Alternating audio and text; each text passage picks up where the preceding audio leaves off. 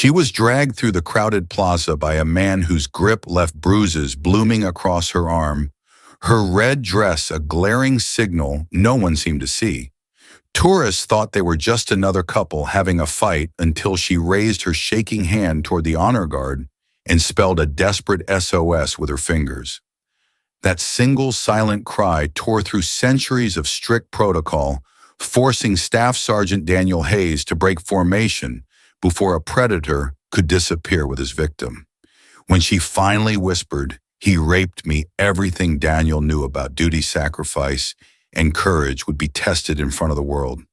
Welcome to the Honor Guard, where every story salutes courage, sacrifice, and honor. Before we continue, let us know in the comments, where are you watching from today? If you believe in honoring those who served, hit that subscribe button to stand with us. And remember, tomorrow we'll bring you another powerful story to keep the flame of respect alive. Staff Sergeant Daniel Hayes had stood guard in every weather through blazing summer suns and freezing winter rains, never blinking, never breaking his disciplined stance.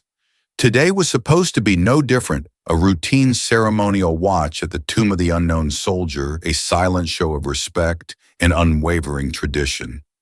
The plaza bustled with summer tourists, cameras flashing, kids chattering, American flags stirring in the warm breeze. Daniel's polished boots had barely scuffed the marble, perfectly still, a living statue forged by ritual and sacrifice. His mind stayed sharp, honed by years of military service. He had learned to read crowds without appearing to look, scanning for anything that might threaten security. Usually it was harmless, a lost tourist, an overeager teenager stepping over the line. But today a flash of red caught the edge of his vision. A woman in a crimson dress. Her hair hung loose, framing a face that seemed calm at first glance, until Daniel registered her eyes. Wide, too wide, with a kind of haunted panic he knew all too well from war zones. Beside her was a towering man, thick-bearded, his tattooed arm wrapped around her shoulder in a grip that looked more like ownership than affection. The man's other hand rested on her lower back thumb, digging possessively into her skin. Daniel's gut twisted. For a second, he told himself not to get involved. This was DC tourists from everywhere. Arguments happened. He was here for the tomb, not for domestic spats.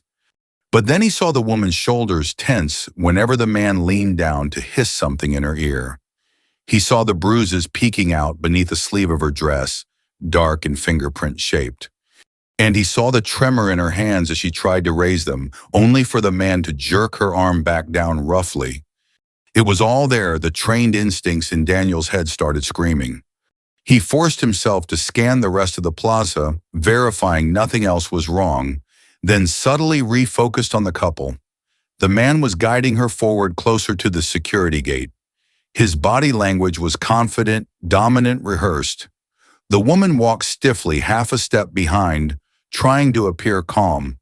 A little girl in pigtails skipped past them, and for a moment Daniel's thoughts jolted to his daughter Emma, the day she'd been missing in a store for 2 terrifying minutes. That gut-deep dread, the endless possibilities clawing through his mind. What if no one had helped her? Daniel's chest tightened. The woman in red met his eyes across the plaza just for an instant, and in that instant he saw a spark of raw, frantic hope. Then she looked away, shoulders shrinking under the brute's iron grip. Daniel took a slow breath, anchoring himself in the ritual.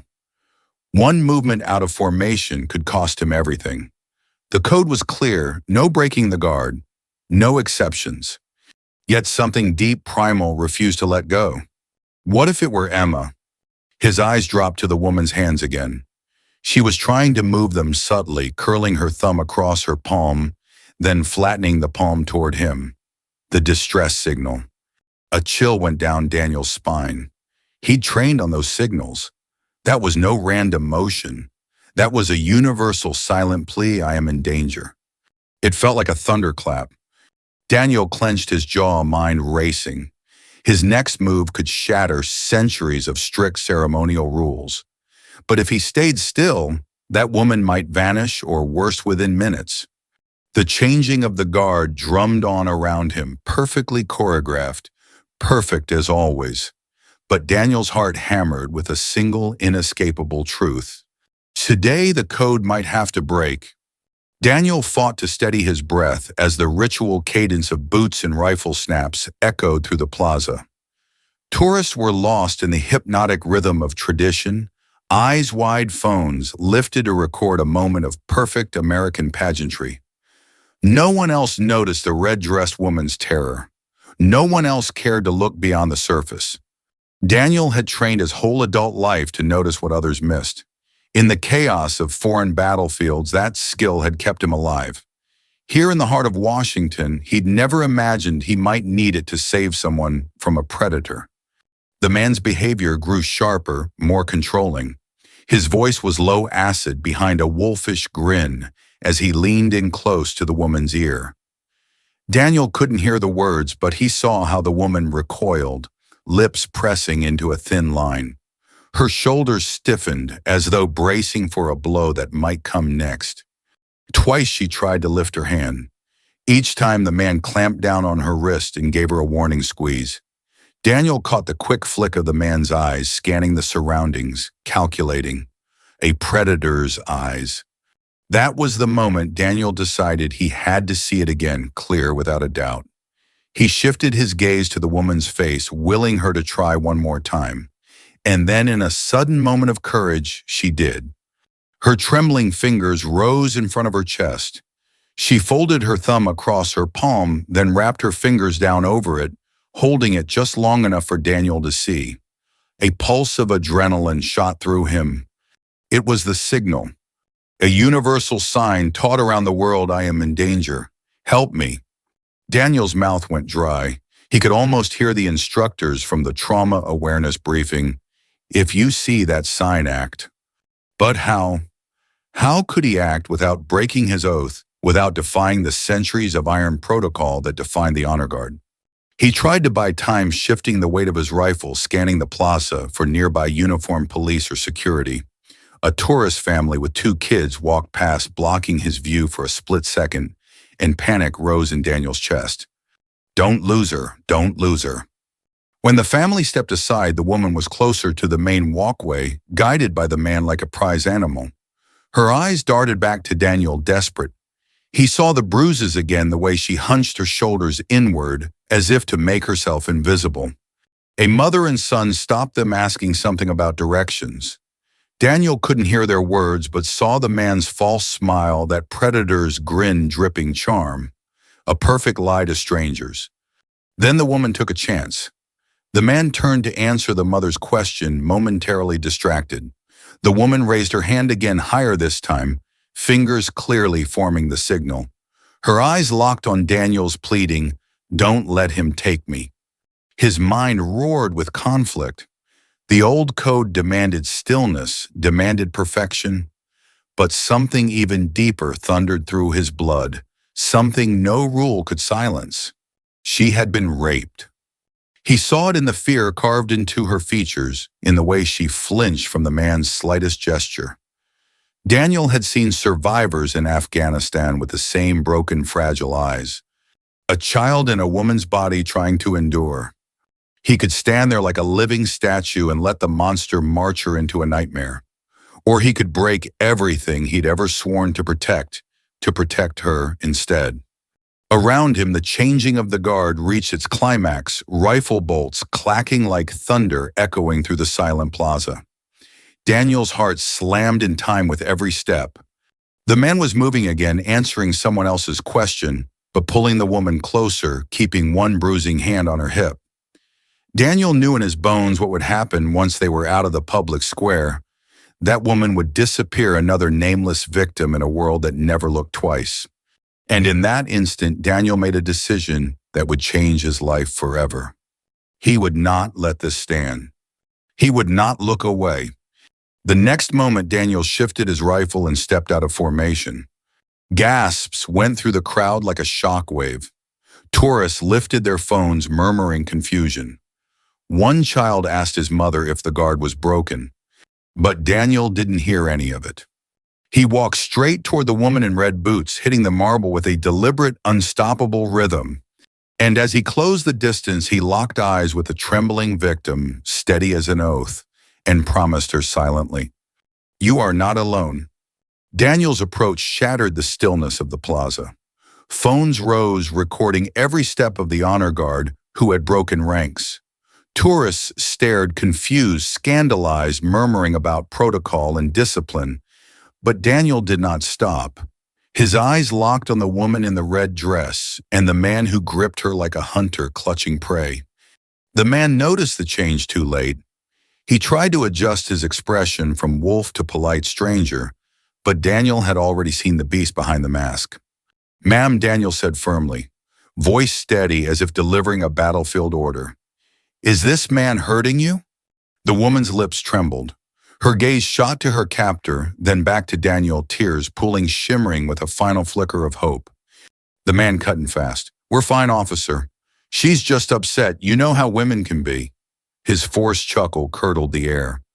Daniel ignored him, keeping his eyes on her. "Ma'am, do you feel safe with this man?" For a heartbeat silence. Then her mouth opened, a tiny choke sound crawling free. He raped me." It was barely a whisper, but to Daniel it crashed like a bomb. Around them, the plaza seemed to freeze. The man's grin collapsed into a mask of pure rage, fingers digging into the woman's arm hard enough to make her cry out. Daniel stepped forward, a living wall between predator and victim. "Release her. Now." The man's voice dropped to a vicious growl. "Who the hell do you think you are?" "I'm the man who's not going to let you hurt her again." Daniel snapped, his voice cold, controlled and laced with unspoken fury. The man laughed, sharp, mean, but it shook at the edges. "She's my fiancée. She gets dramatic, you know how they are." Daniel ignored him, addressing the woman again. "Ma'am, do you want help?" Her eyes overflowed. She nodded. That was all he needed. Daniel shifted his stance, angling himself so the man couldn't grab her without going through him. All those hours of close-quarters combat training, all the muscle memory built through countless drills, surged back with crystal clarity. "Step behind me," Daniel instructed. The woman obeyed, feet nearly stumbling over the marble in her desperation. The man reached for her, and Daniel intercepted with a precise block, shoving his forearm across the man's chest. The tourists started yelling, recording everything. "This is assault," the man screamed, voice cracking under a cocktail of panic and rage. "I'll sue you. You're a guard. You can't do this." Daniel didn't flinch. "Sir, you will remain where you are." A second honor guard, eyes wide but steady, subtly radioed for security support. Daniel caught the motion in his peripheral vision and felt a surge of relief. Backup was coming. The man tried another tactic, turning on the tears, shaking with counterfeit grief. "She's confused. She's been sick. She doesn't know what she's saying." The woman behind Daniel clung to the edge of his uniform like a lifeline. "He locked me up," she whispered. "He told me no one would believe me, that he'd kill me if I ran." Daniel lowered his voice so only she could hear. "No one is going to hurt you again. Not while I'm here." The man's facade shattered. Rage twisted his face into something monstrous. "You have no idea who you're messing with." He spat, venom dripping from every word. Daniel stood, his ground boots planted like granite. "I know exactly what I'm doing." The woman sobbed, collapsing against Daniel's broad frame, as if her legs couldn't hold her anymore. Daniel braced her gently with one hand while keeping his free hand ready to fight. A ripple of tension moved through the onlookers. Children clung to their parents, unsure if this was a performance or real. It was very, very real. In the distance, Daniel heard the quick clatter of security boots approaching, and he let out a breath he hadn't realized he was holding. He looked down at the woman, her tears soaking the sleeve of his ceremonial uniform.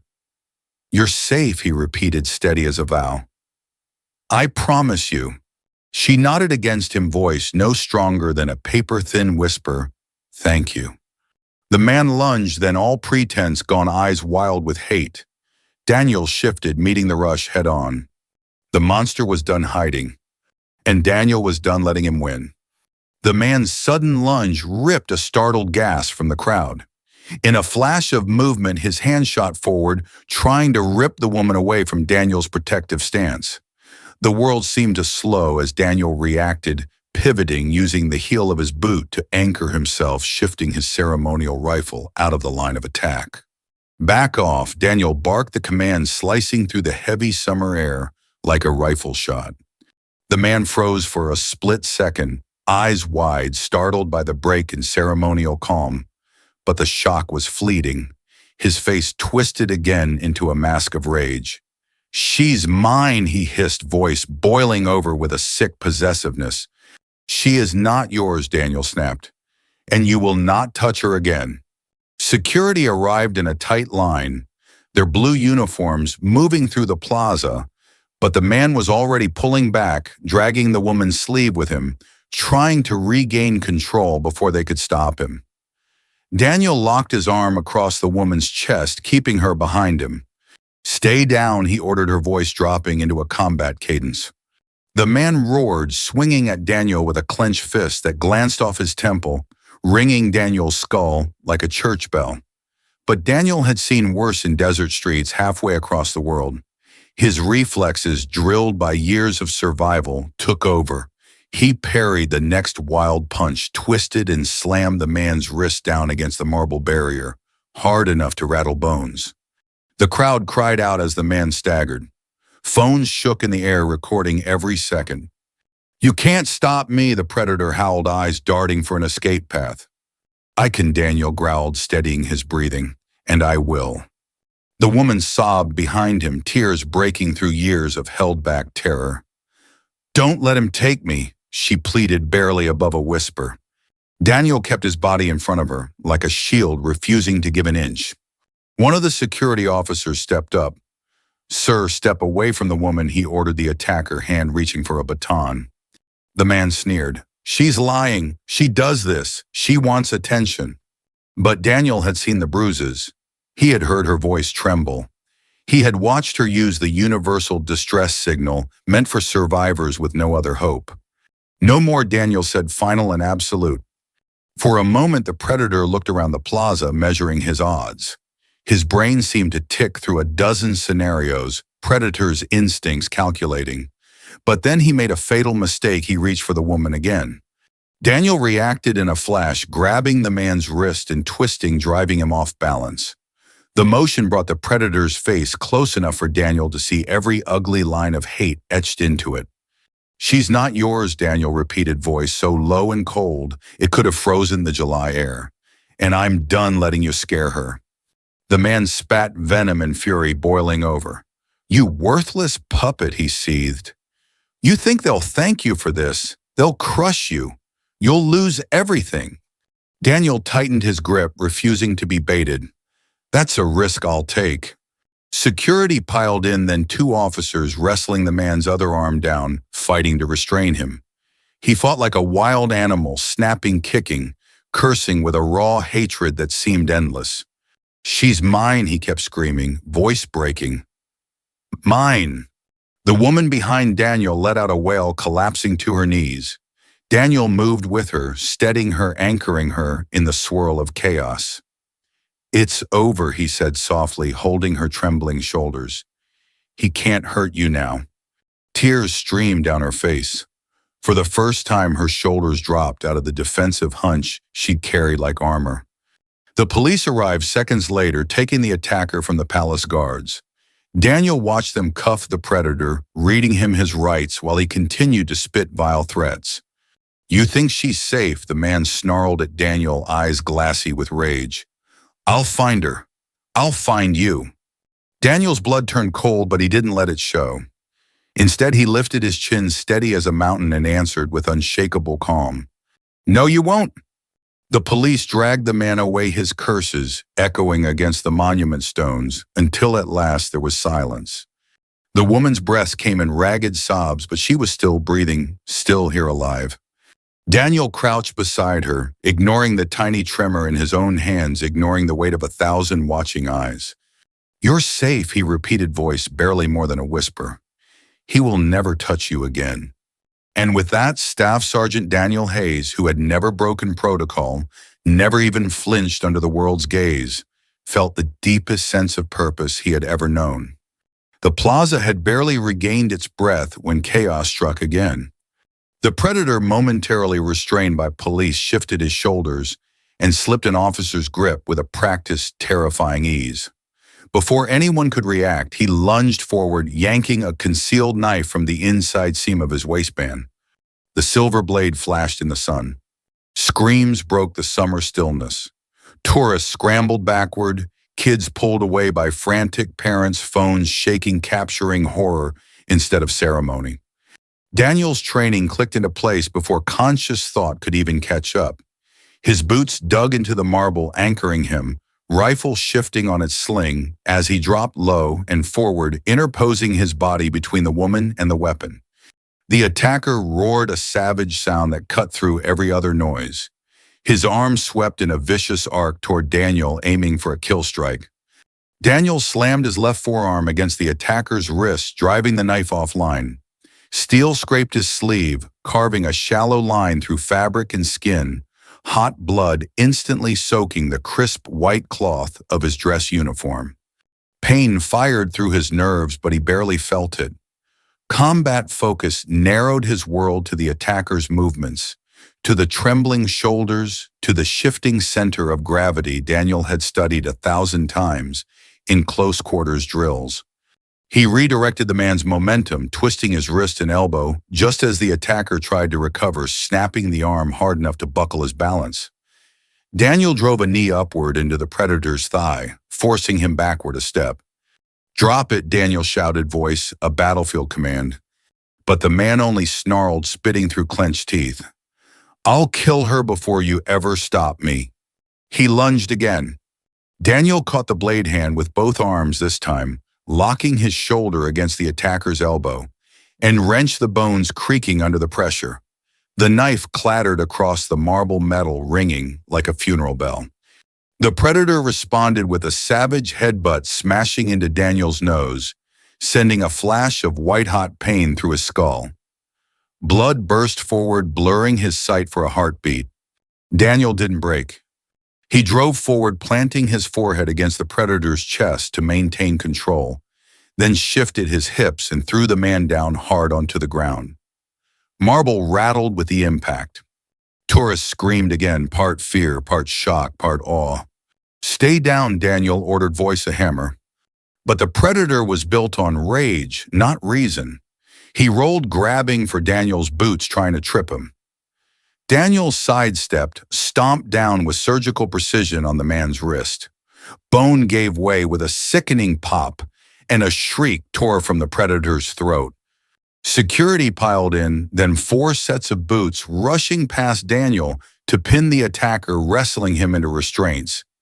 Their training sharper now, adrenaline flooding every motion. Daniel staggered back, wiping blood from his nose, blinking. His pulse still pounded so hard he could barely hear the crowd. The woman in red had fallen to her knees, hands clamped over her mouth, eyes wide and horrified but safe. It was over. The predator, pinned under a sea of uniforms, no longer fought, just whimpered breath, broken eyes full of the animal fear of a hunter who has finally been caged. Daniel let his rifle settle back against his shoulder, even though his hands shook with the leftover tremor of combat. He drew a steady breath, felt the air in his lungs, grounded himself in the moment. He was alive. She was alive. That was enough. "Ma'am," Daniel said, voice hoarse, "he can't hurt you anymore." Tears streamed down her face, unstoppable, a dam finally shattered. He was going to kill me," she choked out. "He said if I told anyone He won't," Daniel cut in gently. "He won't ever again." Police officers began leading the predator away, hands cuffed behind his back, face bloody and bruised, words dripping venom even now. "You ruined everything," he screamed back at Daniel. "You'll pay for this." Daniel didn't even blink. "If protecting the innocent ruins everything," he replied, voice iron, "then I'm proud to ruin it." The attacker was dragged off his curses, fading into the murmur of the crowd. Silence reigned in the plaza, heavy and electric, until a wave of applause broke out from somewhere near the ropes. Tourists who had moments ago recorded with terrified awe now clapped, some of them cheering. Daniel looked up startled, seeing gratitude in their faces, seeing respect in their eyes. The woman, free, safe, if still shaking, reached for Daniel's sleeve. You believed me," she whispered, barely audible. Daniel looked down, meeting her tear-stained eyes with steady calm. "Everyone deserves to be believed," he said. Around them, the changing of the guard had paused. The marble plaza, once a stage for rigid tradition, now transformed into the backdrop for a moment of raw human heroism.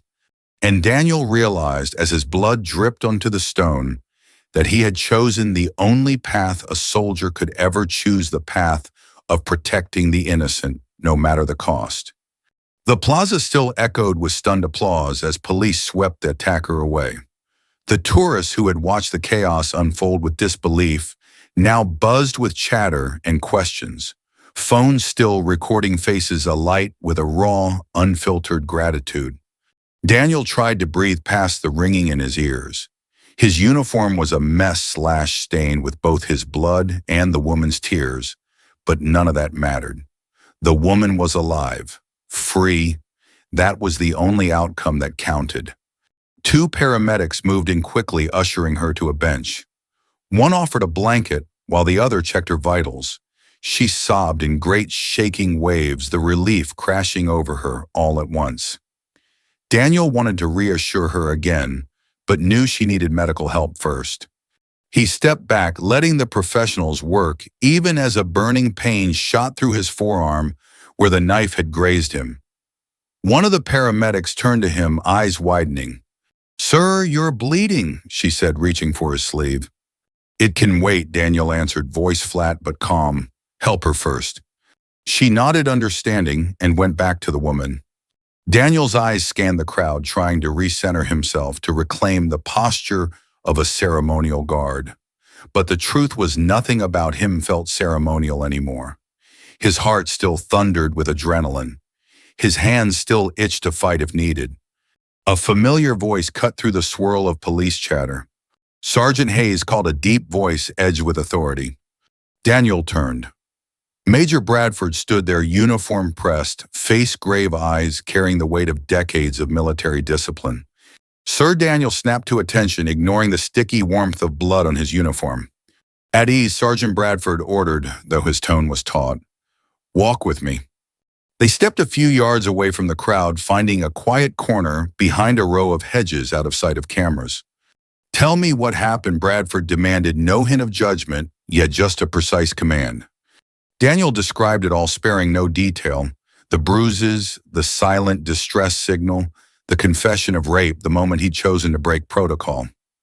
Bradford listened in absolute silence, his expression unreadable. When Daniel finished, the major exhaled hard. "You understand," Bradford said, voice low. "You violated a tradition that goes back longer than your entire family line." "Yes, sir," Daniel answered, steady. "You left post. You intervened in a civilian matter. You put hands on an unarmed suspect.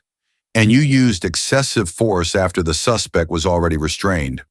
"Yes, sir," Daniel repeated, refusing to look away. Bradford's eyes seemed to drill straight through him, testing, weighing. "Sergeant," he continued more quietly now, "do you regret what you did?" Daniel swallowed, but the answer was as firm as a rifle shot. "No, sir." A moment of silence stretched between them, taut as a drawn bowstring. Finally, Bradford sighed and looked away toward the plaza, where the woman now sat wrapped in a blanket, gently answering police questions. "That woman is alive because you chose to act," Bradford said, letting the words hang. "And in my book, Sergeant, that matters more than any century-old protocol." Daniel felt a knot of tension unravel in his chest. However, Bradford continued, straightening the chain of command. "We'll review this. There will be a hearing. The press is already on fire over what you did. They'll want to crucify someone if the optics go sideways." Daniel nodded. "I understand, sir." Bradford studied him another moment, then nodded back. "Go to the medic. Get that arm looked at. Then prepare a statement for command review. Yes, sir. The major turned and walked away, leaving Daniel alone in the hush of the courtyard. He glanced down at his uniform, torn and ruined, but still carried with a soldier's pride. Then he looked back to the woman who caught his gaze with red-rimmed eyes. There was gratitude there, and something else, something like hope. She mouthed a silent thank you, tears rolling down her cheeks. Daniel nodded, his heart heavy but resolute.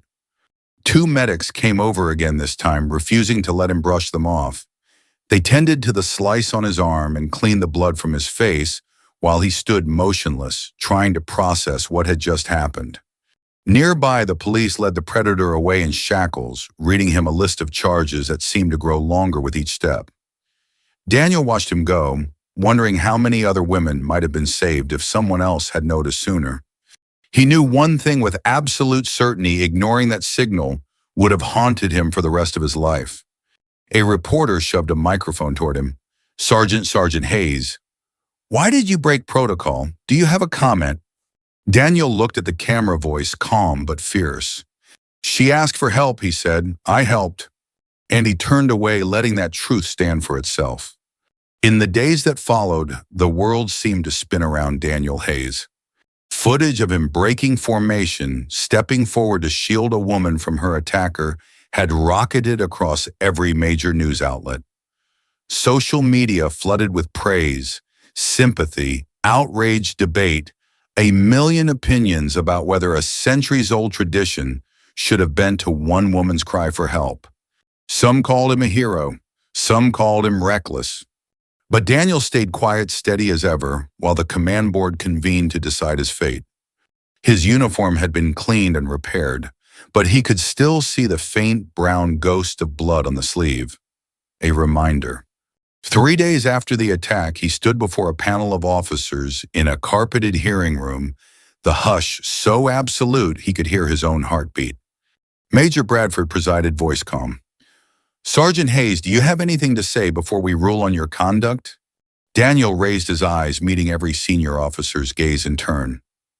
Sir, he began, I swore to defend those who could not defend themselves. That woman showed the universal distress signal. I had no choice but to respond. One colonel shifted uncomfortably. Another nodded slowly, as if confirming an inner conviction. Bradford spoke again.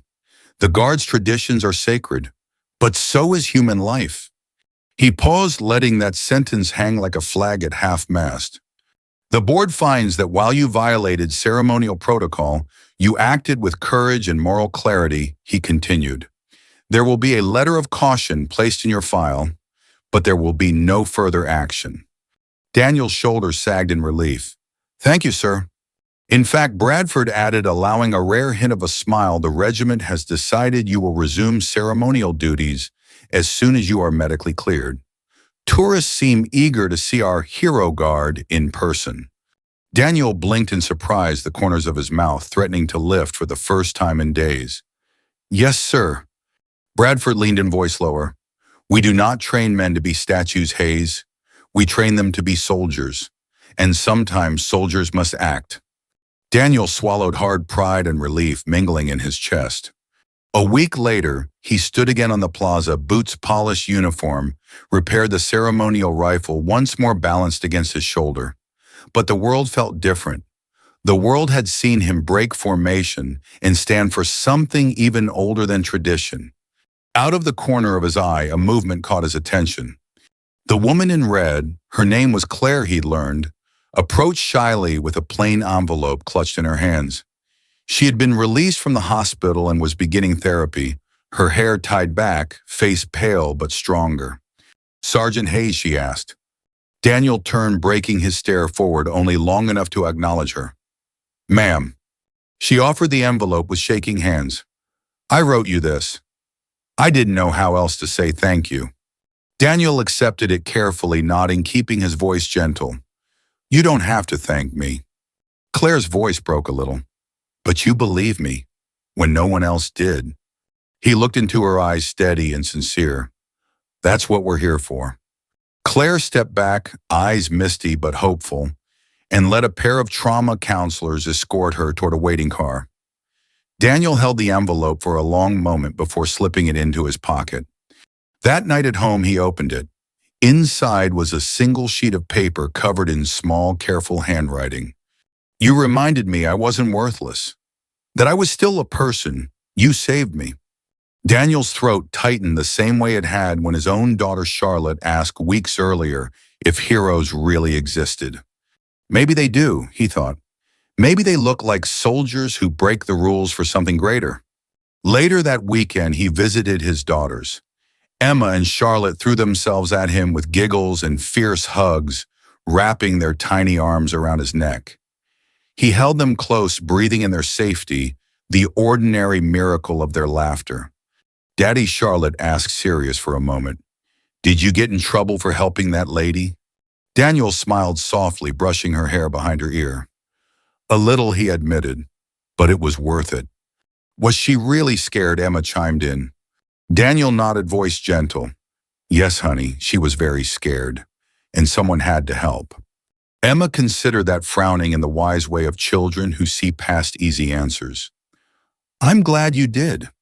Me too, Charlotte agreed, hugging him tighter. Daniel held them as if he'd never let go. He thought about Claire, about all the Claires in the world who might one day need a soldier willing to break protocol for their sake. And as the sun dipped below the trees, casting long golden beams through his living room, Daniel made himself a vow. If it ever happened again, he would do exactly the same thing. Because some codes were worth breaking, to protect a life, to stand for what was right, to answer a silent cry no one else would hear. And if you saw someone raise that hidden signal for help, would you have the courage to answer it? Maybe the world doesn't just need statues. Maybe the world needs soldiers who still have a heart.